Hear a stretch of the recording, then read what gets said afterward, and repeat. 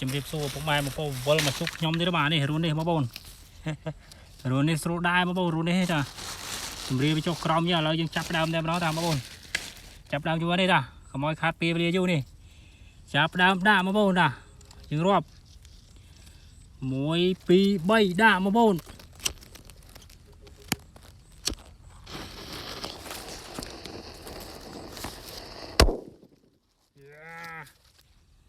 ជួយម៉ាយនេះបងប្អូនឡើងវាយដៃហើយយយ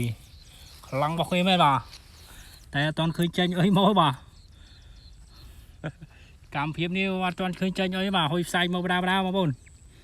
តែកម្មភាពនេះមើលទៅវាអត់ទាន់បើសិនជាវាអត់មានចេញអីមកទេយើងចាប់ដើមមួយទៀតយកក្រុមឆែបចាប់ដើមមួយទៀតតែម្ដងណាបងប្អូនមើលទៅវាសកម្មភាពវាអត់ទាន់ឃើញចេញអីមកតានេះដាក់វាមួយទៀតវាមិនចេញមកដាក់វាងាប់ក្នុងនឹងមកមួយតា1 2 3ដាក់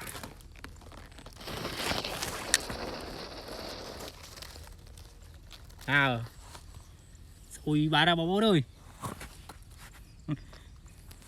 ស្អុយមួយបាទបងប្អូនស្អុយផាវមួយបាទនោះឥឡូវយើងមិនដឹងសិនចាំបងប្អូនស្អុយមួយបាទយើងរមមើលវាទៅសិនបាទ